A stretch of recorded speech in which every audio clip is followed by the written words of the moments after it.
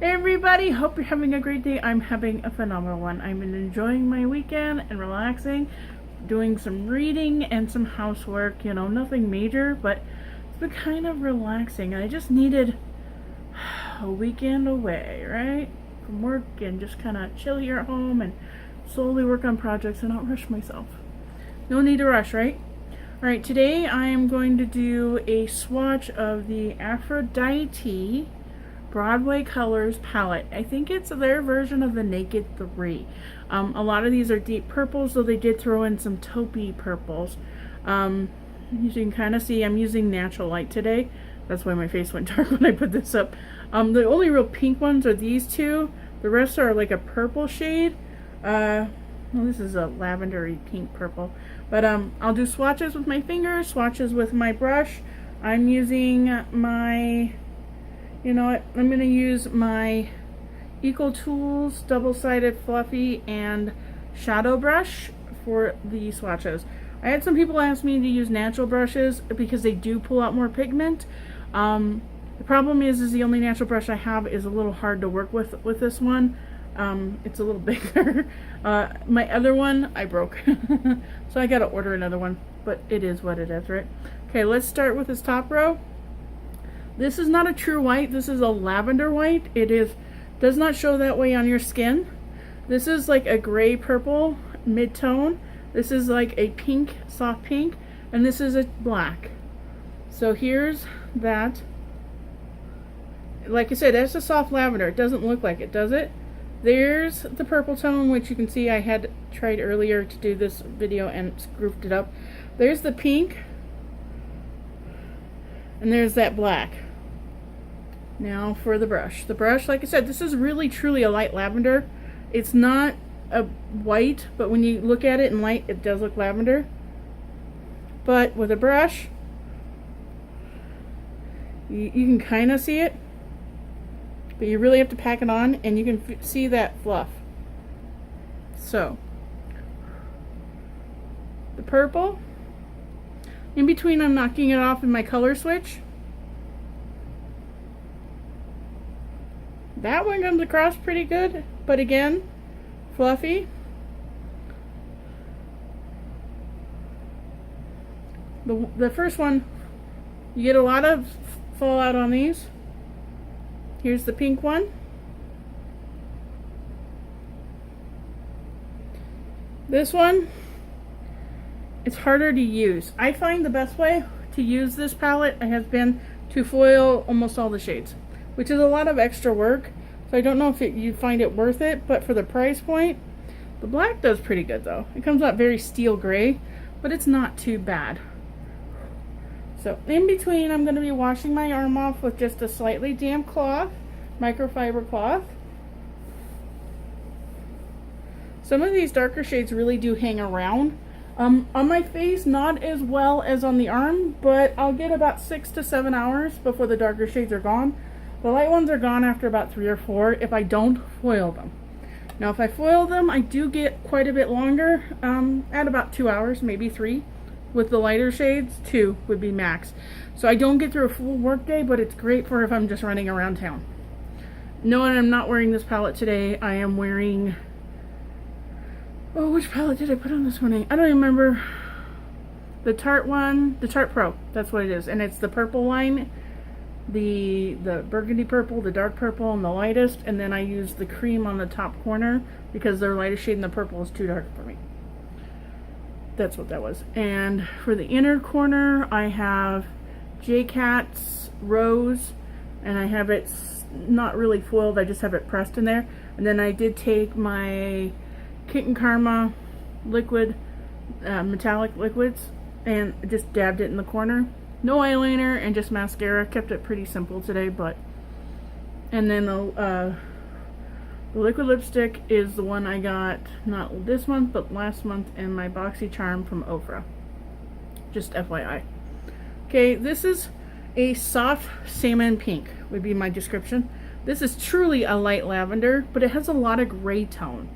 This is supposed to be purple, and this is supposedly a brown purple, like a dark plum. There's the purple, I should have done this with the other one. This is that lavender, true lavender, and then this is that light pink. Here's the light pink on my skin with a finger. Here's that lavender. Not a lot of payout on these guys, the lighter ones. There's that purple, and there's that brown, dark purple plum brown. Okay. Now we're going to take the brush. I'm really going to load up on that pink because you couldn't see it swatched. Let's see if we can see it at all with the brush. Very gently. You get more brushing with this one than you do swatching, which is kind of funny. We're going to do the lavender next. Again, I'm getting a little bit more with the brush than I was with the finger swatching. I find I like this for blending out the darker color. But if I use this palette, I use it very sparingly. I use one dark color, I use the lighter color to blend that out, and then I come back with a pink as a center, and then I use my Stila. I really can only get one look, just varying shades of it, but even then, a lot of these dark colors blend to black. Just how it does it. Okay, let's do this purple. I was really excited about this purple, and it looks great if I foil it. But foiling it's the only way. Because you get it really soft, but when you start blending it, after a while it goes gray. So foiling it to keep the intensity of the color is best. Then we're going to do the last one, which is this dark one. Again, the dark ones aren't so bad, but when you start blending them out, I'll blend this into here, and I take the lighter one and go over the top, but they kind of start to look the same, especially since the pinks in here aren't very strong pinks. They're a little iffy on it. You get a ton of fallout in this thing, by the way. I end up with makeup all over the place when I'm done using it. This bottom one is a darker shade of this. This is the lighter lavender, this is the darker lavender. Again, it's a gray tone lavender, not a pink tone lavender.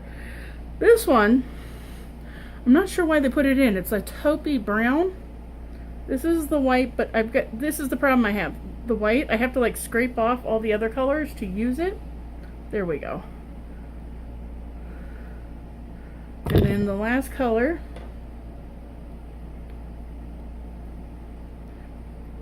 here's the last color. You can see that black kind of stains my finger a little bit. That's a dark brown, a white, a taupe, and then this is like supposedly a lighter lavender, but it really looks very gray tone to me. There's that. It's a gray tone lavender. Here is the lighter of the two taupes. Here's that white. That's not too bad. It's a creamy white. It's not a white white. And there's that dark color, which doesn't do that gray. Let's do the brush swatches. I'm going into this lightest one.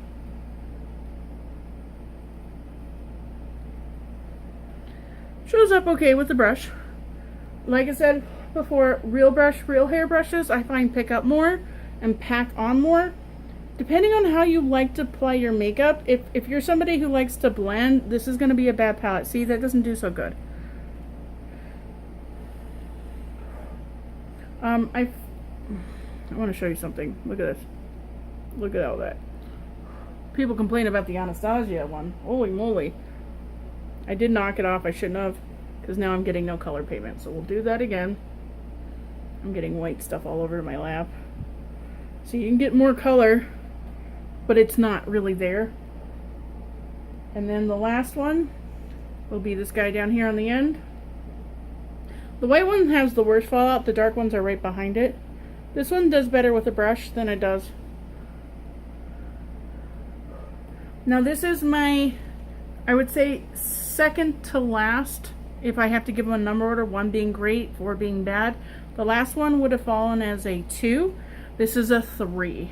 This is third place. Just because I have to foil this to get any real look. Once I foil them, I get some beautiful colors, but you have to do the extra work to really get it.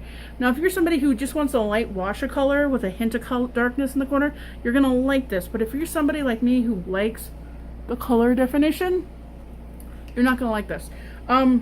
really fluffy. I think it'd be, these are great beginner palette. This one would be a great beginner's palette for somebody who doesn't know makeup. A kid, a young adult. Excuse me. For the price point, I think it's awesome. Outside that price point, I wouldn't suggest it, just because the fallout. You're going to get really frustrated having fallout all over your lap, which is my problem now, and I have white pants on. I didn't think about that before I started recording. This is going to be a problem. I'm not redoing this again. This is probably going to go in my graveyard pile, because to be honest, I did do a look for it that a couple people said they like. I will recreate that look with this, and then this is probably going to go in my giveaway pile. I'm going to be honest, just because I can kind of get the look I get out of here, out of other palettes I have, and I like the quality in them better than this particular one. And like I said before, every one of these have a slightly different formula mix.